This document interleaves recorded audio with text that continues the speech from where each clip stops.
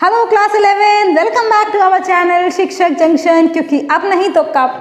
This is Ayushi Agrawal and yes, वैसे मैंने last lecture में आपको बोला था कि हम कार्ब्स यानी कि अपने जो कार्बोहाइड्रेट्स हैं वो फिनिश करने वाले हैं, बट छोटी सी एक चीज़ बची है, उसी को कंटिन्यू करूंगी पहले मैं, उसके बाद आपके फैटी एसिड्स एंड लिपिड्स पर मूव ऑन करेंगे हम। तो एक जो लास्ट वाले लेक्चर में एक छोटा सा डाउट रह गया था, मेरे दिमाग से मिस हो रहा था, वो NAG और NAM बताया था मैंने आपको। तो NAG में this G is an acetyl glucose amine. ठीक है, लास्ट लेक्चर जिसने भी देखा होगा उसको याद होगा कि मैम ने कहाँ पर बोला था कि yes I am missing that particular point, तो वो ये है। ठीक है, अब जो कार्बोहाइड्रेट्स का या जो हमारा शुगर्स है उसका थोड़ा सा पॉइंट रहता है, वो क्या है, वो है केमिकल प्रॉपर्टीज जनरलाइज्ड। ये केमिकल प्रॉपर्टीज ना एक्चुअली इंपॉर्टेंट है थोड़ी सी डिस्कस करने के लिए, because at times you will find two things with respect to these sugars, और वो दो थिंग्स क्या हैं, reducing and non reducing sugars. ठीक है, तो ये दो चीज़ें आपको केमिकल प्रॉपर्टीज़ पे पढ़नी पड़ेंगी। और इनफैक्ट अगर आप इसी फील्ड में शुगर्स की टेस्टिंग पर आगे जाते हैं आपके कार्बोहाइड्रेट्स की, तो the foremost thing which you will do is whether that particular sugar is reducing और नॉट, और वो आप अलग अलग टेस्ट्स के बेसिस पर करते हैं। तो उसका टेस्ट का बेसिस यही होता है, रिड्यूसिंग और नॉन रिड्यूसिंग शुगर्स। ठीक है, अब देखो रिड्यूसिंग और नॉन रिड्यूसिंग में क्या फर्क है। In the reducing sugars you have the free carbon atom while you are forming the hemi acetal और हेमी कीटल रिंग, वो होता है हमारा रिड्यूसिंग शुगर में। नॉन रिड्यूसिंग शुगर में ऐसा नहीं होता। रिड्यूसिंग शुगर्स के अगर हम एग्जाम्पल लिखेंगे तो it is this glucose, fructose, ये सारे रिड्यूसिंग है। नॉन रिड्यूसिंग में आपको यूजुअली जो एग्जाम्पल मिलेगा वो मिलेगा सुक्रोज। रिएक्शन में आपको बता देती हूँ कैसे आप टेस्ट करेंगे रिड्यूसिंग और नॉन रिड्यूसिंग शुगर्स को। तो when you have the reducing sugars, actually these reducing sugars react with the copper salt, Cu2+ के साथ रिएक्ट करेंगे। कॉपर सॉल्ट्स है, इसका मतलब Cu2+ आयन के फॉर्म में लिखा है मैंने यहाँ पर। ठीक है, अब बैलेंस भी कर लेते हैं। ब्लू कलर का होता है ये कॉपर का सॉल्ट, तो क्या बनेगा हमारा ऑक्सीडाइज्ड शुगर बनेगा, right, and the valency will change. यहाँ पे Cu2+ था, यहाँ पर Cu+ आ जाएगा। नंबरिंग भी बैलेंस कर लेते हैं। अब क्या होगा, ये हमारा रिएक्ट करेगा twice of Cu+ plus OH- gives CuOH। ठीक है, ये बनाएगा CuOH। अच्छा, बैलेंसिंग भी कर दूं अगर साथ साथ में, तो ये हो जाएगी हमारी वैलेंसी, मतलब वो मास मेजर करना, या आपने law of conservation of mass में पढ़ा होगा क्लास 9th में। ठीक है, तो ये जो Cu2H है ये है येलो कलर का। ये जब और रिएक्ट करेगा और आगे रिएक्शन कैरी फॉरवर्ड होगी तो बनेगा हमारा Cu2O प्लस वाटर, और ये जो Cu2 है वो रेड कलर का देता है एक सब्सटेंस। तो यही होता है उसका test. When the reducing sugars react with the blue coloured copper salts they give a red colour, that is copper oxide. इसी के बेसिस पर आप पहचान पाते हैं कि वो शुगर रिड्यूसिंग है या नहीं। एग्जाम्पल्स मैंने आपको बता दिए।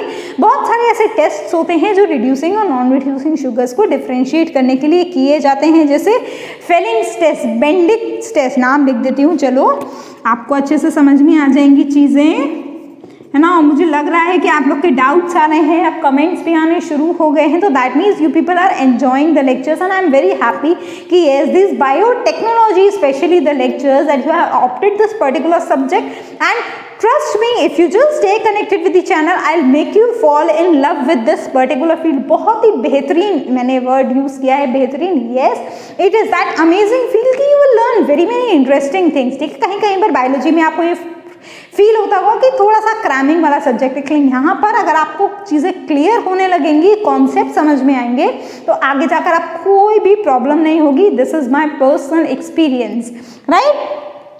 फेलिंग्स टेस्ट है, उसके बाद बेंडिक्स टेस्ट है। ये कुछ ऐसे टेस्ट हैं जो आप आगे जाके शायद परफॉर्म करें अपने रिसर्च के केस में। और अगर हाँ, चलो इस लेक्चर में रिसर्च की बात आई है, तो yes, if you want me to share my research experiences also on the channel कि कैसे होती हैं वो रिसर्चेज, स्पेशली बीटेक्स में जाकर, एमटेक में जाकर, इनफैक्ट पीएचडी में भी जाकर कैसे रिसर्च करनी पड़ती है, क्या क्या चीज़ें होती हैं, तो I will do that. But for that आपको उसी कॉमेंट सेक्शन में मेरे को बताना पड़ेगा, और अभी तक आपको समझ में भी भी आ गया होगा कि I usually reply on the comment section, है ना। तो that is how we are getting connected on the channel through this particular subject. Okay, देखो ये हो गई हमारे। अब फाइनली हमारा जो कार्बोहाइड्रेट्स वाला पोर्शन था वो फिनिश हो चुका है। Now I will move on to another type of biomolecule that is important to discuss, and that particular thing is the fatty acids. ठीक है, फैटी एसिड्स एंड लिपिड्स पर अब हम आज से अपना डिस्कशन स्टार्ट करेंगे इस लेक्चर में। एंड अब आपने देखो पहले कार्बोहाइड्रेट पढ़ लिया ना, अब आपको फैटी एसिड्स बहुत आसान लगेगा, स्पेशली जब आपको उसके स्ट्रक्चर्स बनाने होंगे। बहुत आसान है वो, मैं आपको ऐसे यूँ चुटकियों में सिखा दूंगी इस फैटी एसिड्स के स्ट्रक्चर बनाना। वहाँ पर थोड़ा ग्लाइकोसाइडिक बॉन्ड, अल्फा बीटा, इन सब का लिंकेज देखना पड़ता है। यहाँ पर भी ऐसा, यहाँ पर ऐसा कुछ भी नहीं है। चलो सबसे पहले तो मैं जिससे स्टार्ट करती हूँ एक बड़े से क्वेश्चन मार्क से। फैटी एसिड्स को हम क्यों पढ़ रहे हैं? बिकॉज दीज फैटी एसिड्स और fats act as a storage of energy in our body, है ना।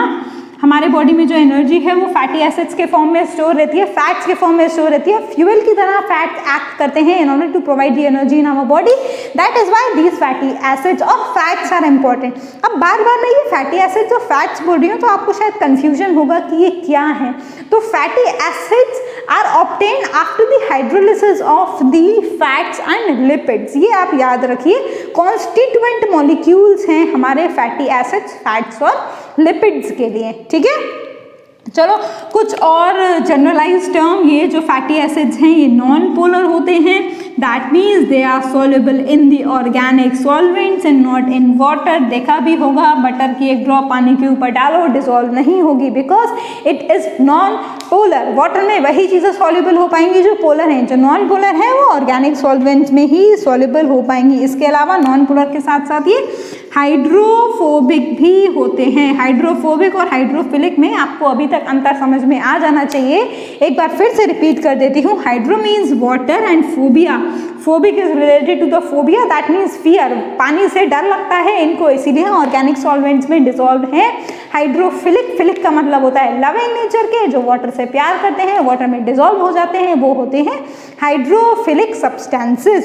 ठीक, अब जो हमारे ये लिपिड्स हैं ये हाइड्रोकार्बन चेन से ही बने हुए होते हैं। ठीक है, इसमें कार्बन एटम्स जो हैं वो C2 से C36 कार्बन एटम्स तक इस फैटी या फिर इस लिपिड्स के मॉलिक्यूल्स में कनेक्टेड होते हैं। अब वहाँ पर देखो आपको कार्बोहाइड्रेट में कौन से लिंकेज मिलते थे? Glycosidic linkage. यहाँ लिपिड्स और फैट्स में आपको कौन से लिंकेज मिलेंगे? Ester linkage. आपने अपनी क्लास 10 की केमिस्ट्री में अलग अलग फंक्शनल ग्रुप्स में जो पढ़े होंगे उसमें कार्बोक्सिलिक एसिड होगा, OH ग्रुप होगा, है ना, हाइड्रोक्सिल ग्रुप, एस्टर लिंकेज भी होगा। तो जो हमारे फैटी एसिड्स हैं उनकी जो लॉन्ग हाइड्रोकार्बन चेन्स हैं वो इन्हीं एस्टर ग्रुप से मिलकर एस्टर ग्रुप से जुड़ी हुई होती है। एक बेस ग्रुप होता है उससे एस्टर लिंकेज से हमारी लंबी लंबी हाइड्रोकार्बन चेन्स जुड़ी हुई होती है। स्ट्रक्चर में यही आपको बोर्ड पर बता के बनाऊंगी, जैसे कि मैंने कार्बोहाइड्रेट्स के केस में डिस्कस किया था आप लोगों से। ठीक है, अच्छा यहाँ पर ना थोड़ा चेंज कर लो, चलो C2 तो थोड़ा ज़्यादा कम हो गया, C4 लिख देते हैं, C4 to C36। और ये जितने भी फैटी एसिड्स हैं वो 2 कार्बन कंपाउंड से ही ओरिजिनेट होते हैं। That is why mostly these lipids और fatty fats contains even number of carbon atoms. ठीक, यहाँ तक तो समझ में आ गया ना सबको? अगर कोई भी डाउट है तो you know what are the routes, you have the Gmail ID, then you have what comment section, and I am available on both these things, so do ask your doubts there. अब naturally occurring, वो मैंने आपको बता दिया, naturally occurring जो fatty acids हैं वो 2 carbon compound से ही सिंथेसाइज होते हैं, इसीलिए even number of carbon atoms उसमें यूजुअली प्रेजेंट होते हैं। आप देखो सीधे सीधे आ जाते हैं उसके क्लासिफिकेशन पर। क्लासिफिकेशन के बाद मैं आपको, क्योंकि क्लासिफिकेशन पहले इंपॉर्टेंट है इसीलिए वो पढ़ेंगे, उसके बाद मैं आपको नेमिंग सिखाऊंगी कि कैसे फैटी एसिड्स को नेम करते हैं। बहुत आसान है, स्ट्रक्चर बनाना भी बहुत आसान है, नेमिंग के साथ ही स्ट्रक्चर बनाना भी बता दूंगी जनरलाइज। बाकी जब हम उसकी डिटेल में डिस्कशन करेंगे तब बताऊंगी मैं आपको क्या होता है। देखो फैट्स को अगर आप क्लासीफाई करें तो 2 तरीके से क्लासीफाई कर सकते हैं। सबसे पहले आएंगे हमारे अनसैचुरेटेड फैटी एसिड्स और दूसरे पे आएंगे सैचुरेटेड फैटी एसिड्स। ठीक है। अब अनसैचुरेटेड और सैचुरेटेड में डिफरेंस, सैचुरेट, अच्छा चलो इसको थोड़ा चेंज कर देती हूँ मैं, क्योंकि इधर ज़्यादा लिखूंगी ना तो फिर आपको दिखेगा नहीं मेरे खड़े होने की वजह से। इधर लिखती हूँ सैचुरेटेड, इधर लिखती हूँ अनसैचुरेटेड, क्योंकि इसको हमें फर्दर डिवाइड करना है। सैचुरेट, सैचुरेट का मतलब क्या होता है, पूरी तरीके से अच्छे से सैचुरेट है, मतलब अब और उसके पास जगह नहीं है किसको, और कार्बन आइटम्स को एकोमोडेट करने की। That means this saturated fatty acids contain या do not contain the double bond, they don't contain double bonds, all are single bonded. That means carbon atoms की जो बैलेंस है वो प्रॉपरली मेंटेन्ड है और गुंजाइश नहीं है इनको अपने पास कार्बन आइटम्स को एकोमोडेट करने की। हाँ, आयन बनेगा, कुछ लॉस हो जाएगा तो बात अलग है, that is another exception, but yes the saturated carbon items और saturated fats do not contain any double bond. Unsaturated में ऑब्वियस ही बात है, they contain the double bonds, right. अब आप अनसैचुरेटेड फैटी एसिड्स को भी दो पार्ट्स में डिवाइड कर सकते हैं, कौन से, मूफा और पूफा। मज़ा आएगा पढ़ने में, मेरे को उससे कुछ इंसिडेंट्स याद आ गए मूफा और पूफा से, ठीक है। आपके दिमाग में भी शायद कुछ अलग अलग चीज़ें चल रही होंगी इन दोनों नामों से। देखो मूफा और पूफा, ये UFA जो है वो है unsaturated fatty acid, unsaturated fatty acid, UFA लिखें, M&P, M in this stands for mono और P स्टैंड्स फॉर पॉली, बस इतना सा है। Mono unsaturated fatty acid, poly unsaturated fatty acid. अब मोनो का मतलब क्या होता है, सिंगल, इसका मतलब इन मोनो अनसैचुरेटेड फैटी एसिड में सिर्फ एक डबल बॉन्ड प्रेजेंट होगा, जबकि पूफा में बहुत सारे डबल बॉन्ड्स प्रेजेंट होंगे। बस यही है इसका सिंपल सा क्लासिफिकेशन, घबराने की बिल्कुल भी बात नहीं है क्योंकि ये कंपैरेटिवली ईजी है, ठीक। अब देखो मैं आपको स्ट्रक्चर बताती हूँ बनाना, चलो ये इसकी जो क्लासिफिकेशन का जो डिटेल्स है वो रब कर देती हूँ, यहीं पे स्ट्रक्चर बताती हूँ। देखो ज़रा नेम कैसे करेंगे, एक एग्जाम्पल देती हूँ, उसका स्ट्रक्चर बनाऊंगी और आपको नेमिंग अपने आप समझ में आ जाएगी, ठीक है।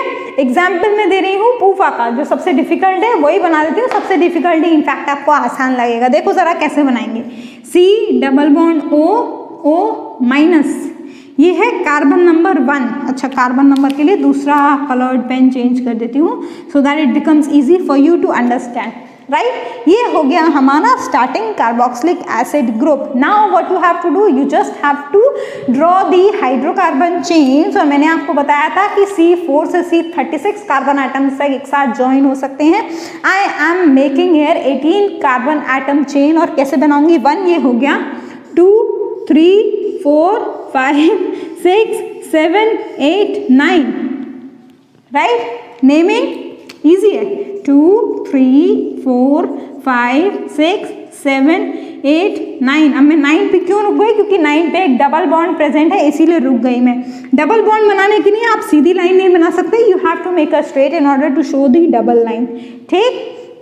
अब इसके बाद 10 11 again a double bond, because जो मैं आपको एग्जाम्पल दे रही हूँ उसमें यहाँ पर भी एक डबल बॉन्ड प्रेजेंट है। 12 पे प्रेजेंट है, हाँ देखो 12 13 14 15 16 17 18, लिख लीजिए कार्बन नंबर्स 13 14 15 16 17 18, और ये 19 बन गया तो इसको हम रब कर देंगे क्योंकि 18 कार्बन आइटम का ही मैंने आपको एग्जाम्पल दिया है, राइट। नेम, अब इसकी नेमिंग कैसे करेंगे, देखो कितने number of carbon atoms present है, सबसे पहले वो 18, उसके बाद कोलन, कितने number of double bonds present है, उसका नंबर, कितने डबल बॉन्ड्स प्रेजेंट है यहाँ पर, you have 2 double bonds present, 1 and 2, तो 2। अब डबल बॉन्ड्स की पोजीशन भी हमको लिखनी है, उस पोजीशन के लिखने के लिए you have to make a triangle and then what you have to do, you just have to write the carbon number जिसके बाद वो डबल बॉन्ड प्रेजेंट है। यहाँ पर कहाँ प्रेजेंट है, 9 के ऊपर, 9 के बाद तो 9 लिखेंगे। पूफा है ये क्योंकि एक से ज्यादा डबल बॉन्ड प्रेजेंट है। दूसरा डबल बॉन्ड कौन से कार्बन आइटम पर लगा हुआ है, 12 पर, you will write 12 and bracket close. इसी के आगे अगर और लगे हुए होते तो हम और लिख देते, नहीं लगे हुए होते, मान लो यहाँ पर कोई डबल बॉन्ड नहीं होता, ठीक है, कैसे लिखते, एंड जस्ट मेकिंग, यहाँ पर कोई डबल बॉन्ड नहीं है, 18:0, बस खत्म, क्योंकि कोई डबल बॉन्ड है ही नहीं तो ट्राइंगल लगाने की जरूरत ही नहीं है। ट्राइंगल के ऊपर आप नंबर तभी लिखेंगे सुपरस्क्रिप्ट में जब उसमें डबल बॉन्ड प्रेजेंट है। जिस कार्बन आइटम के बाद डबल बॉन्ड प्रेजेंट होंगे उसका सीधे सीधे नंबर, कोलन के बाद अगर कोई भी डबल बॉन्ड प्रेजेंट नहीं है तो हम उसको 0 लिखेंगे लेकिन, ठीक है। तो ये हो गया हमारा पूफा की नेमिंग, ये हो गई हमारे सैचुरेटेड फैटी एसिड की नेमिंग। अगर यहीं पर हमारा मूफा होता मतलब मोनो अनसैचुरेटेड फैटी एसिड होता तो हम मोनो का नंबर लिखते और ट्राइंगल के ऊपर जिस कार्बन आइटम के बाद डबल बॉन्ड लगा हुआ है सिर्फ वही लिखते। ये हो गया उसका स्ट्रक्चर, ये हो गया नेमिंग। ऐसे करके आपने ये नेम लिखा, लेकिन इसका एक जनरलाइज नेम भी होता है। हाँ, उसको याद करने में थोड़ा कंफ्यूजन होगा क्योंकि कुछ ई और आई के चेंज के चक्कर में ये पूरा का पूरा जो स्ट्रक्चर है वो बदल जाता है। वो जब मैं और क्लासिफिकेशन आपको पढ़ाऊंगी तब बताऊंगी। लेकिन हाँ, इस फैटी एसिड का जो नाम है वो है लिनोलिक एसिड। Linoleic acid. कुछ एक और तरीका पढ़ेंगे हम अपने फैटी एसिड्स के क्लासिफिकेशन का। यहाँ पे सैचुरेटेड और अनसैचुरेटेड देखा with respect to the presence of double bond और नॉट। लेकिन जब हम एक और क्लासिफिकेशन का तरीका पढ़ेंगे तब हम डिस्कस करेंगे सिंपल और कॉम्प्लेक्स। वहाँ पर मैं आपको ये बताऊंगी कि नेमिंग कैसे करेंगे और कैसे ई और आई के चेंज होने से सारा कुछ जो स्ट्रक्चर है वो बदल जाएगा। लेकिन हाँ, ये थोड़े सिंपल होने वाले हैं as compare to the carbohydrate, because वहाँ पर थोड़ी कॉम्प्लेक्सिटी थी। ग्लाइकोसाइडिक बॉन्ड में आपको ध्यान रखना था OH कहाँ लगेगा, H कहाँ लगेगा। यहाँ कुछ नहीं, डायरेक्टली ऐसे पहाड़ बनाते जाओ जैसे बचपन में लैंडस्केप में बनाते थे, बस वहाँ पर सूरज और नदी भी निकालते थे। यहाँ पर डबल बॉन्ड के हिसाब से हमें उसकी नेमिंग करनी है, राइट। तो नेक्स्ट लेक्चर में, अच्छा यहाँ पर ये तो दे दिया मैंने, होमवर्क तो देती हूँ मैं आज के क्लास में, तो एक होमवर्क दे देती हूँ। You have to write down the structure of a fatty acid that has the formula ऐसे 20:4 और डेल्टा के ऊपर लगा हुआ है 5, 8, 11 and 14। ये है, इसका नाम है एराकिडोनिक एसिड। फैटी एसिड है एक। ये आपका होमवर्क, अगर आपको ये समझ में आ गया और कैसे बनाना है तो आप 20:4 का भी बता पाएंगे और बना पाएंगे। अगर कोई डाउट आता है तो मेरे को बता दीजिएगा। कोशिश करिएगा कि आपके खुद से ही सॉल्व हो जाए वो, so that you can have, मतलब मेरे को भी समझ में आ जाए कि हाँ आपको पता चल गया कि कैसे लिखते हैं, ठीक है। नेक्स्ट लेक्चर में we will meet with the another criteria to classify the fatty acids as simple and complex, right? For any doubts you have comment section as well as Gmail ID where you can ask your doubts. We will meet in our next lecture. Till then, stay safe, take care all of you, have a good day, bye bye, thank you.